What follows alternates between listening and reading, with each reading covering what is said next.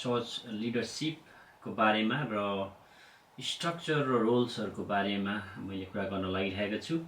कारण अहिले यो 5 फोल्ड मिनिस्ट्रीको कुराहरू धेरै वर्ष भयो आइरहेको। अनि अर्को चाहिँ न्यू अपोस्टोलिक रिभोल्युसन्स रिफर्मेसन्स, मलाई त्यो एक्ज्याक्ट थाहा भएन, तर उहाँहरूले 5 फोल्ड मिनिस्ट्री चाहिँ बाइबलमा पनि हामी पाउँदछौँ। एफिसीको पुस्तकको 4 देखि हामीले अहिले म हेर्नेछु 11 मा त्यहाँनिर चाहिँ दिएको छ हैन।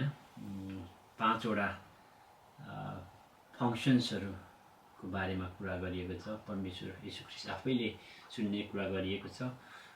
तर आज चाहिँ मानिसहरूले त्यो फङ्सन्स अथवा रोलको बारेमा कुरा गरेर चाहिँ चर्च लिडरसिप एउटा पिलर्स अथवा एउटा स्ट्रक्चरको बारेमा चाहिँ मान्छेहरूले इग्नोर गरिरहेको म पाउँदछु।